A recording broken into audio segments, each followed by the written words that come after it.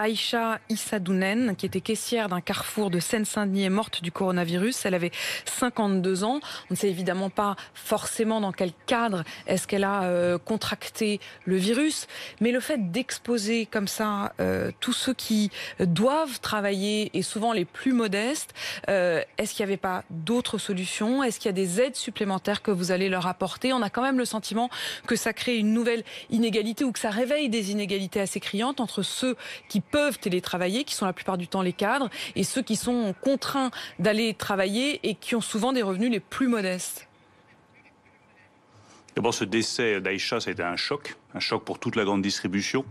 Un choc pour tous ceux qui continuent de travailler, de passer les produits en caisse, de les installer en rayon, de décharger les produits dans les grandes surfaces. Je sais que ça a été un choc fort, puissant pour toutes ces personnes qui continuent ce matin à aller travailler et qui font que lorsque toutes les familles de France vont aller s'approvisionner aujourd'hui, chercher du lait, des œufs, des pâtes, du riz, des fruits et légumes pour nourrir leur famille, ils auront quelque chose à mettre dans leur caddie.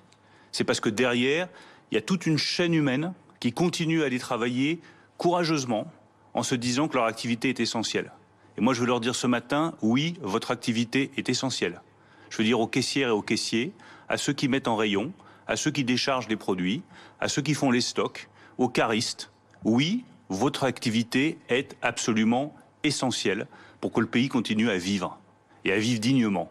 Et ma responsabilité, notre responsabilité à tous, c'est de vous garantir votre sécurité sanitaire totale. On discute tous les jours avec la grande distribution. Est-ce qu'il y a bien des plaques en plexiglas aux caisses pour qu'il y ait la distance nécessaire, la protection nécessaire? Est-ce que vous avez les équipements nécessaires? Est-ce que vous avez le gel hydroalcoolique qui est absolument indispensable? C'est ça notre responsabilité. C'est protéger ceux qui travaillent et qui sont aujourd'hui indispensables à la vie de la nation. Est-ce que vous les aiderez encore davantage? La prime de 1 000 € que vous aviez proposée, elle pourra donc être versée encore par toutes les entreprises jusqu'au 30 juin. Est-ce qu'elle pourrait être doublée si le confinement se poursuit au-delà d'un mois? Moi, je suis ouvert à tout ce qui permettra de récompenser les salariés pour leur courage, pour leur professionnalisme et pour leur dévouement. On a déjà prévu que cette prime, qui normalement était conditionnée à un accord d'intéressement, ne soit plus conditionnée à rien du tout. Vous pouvez la verser, il n'y a pas de charge sociale dessus, il n'y a pas de charge fiscale jusqu'à 1 000 €. Est-ce qu'il faut aller au-delà de ces 1 000 €? Je suis tout à fait ouvert à ce que nous menions cette réflexion avec le Premier ministre, avec le Président de la République et avec le ministre de l'Action et des Comptes publics. Vous y êtes favorable?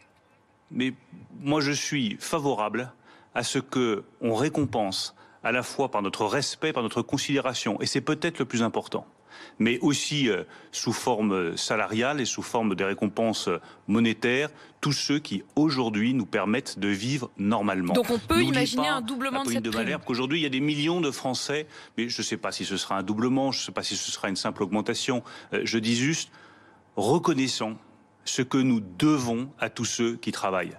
Reconnaissons tout ce que nous devons d'abord au personnel hospitalier, aux aides-soignantes, aux infirmières, aux urgentistes, aux médecins, qui sont dans des environnements où la charge virale est très forte, dans des hôpitaux privés, des cliniques, et qui comptent pas leurs heures. Mais reconnaissons aussi tout ce que nous devons à tous ceux dont on parle moins, qui sont derrière leur caisse, qui conduisent leurs camions pour que les déchets soient traités de manière correcte, qui conduisent leurs 30 tonnes sur les routes pour acheminer les produits, aux agriculteurs qui sont dans les champs, aux salariés de l'industrie agroalimentaire qui transforment les produits pour que vous ayez de quoi manger, aux agents de la Poste, aux agents des services bancaires qui vont nous permettre aujourd'hui de pouvoir verser des prestations dans de bonnes conditions, qui nous permettent d'avoir accès à nos liquidités. Il y a toute une France du travail qui est digne, qui est solide, qui est courageuse.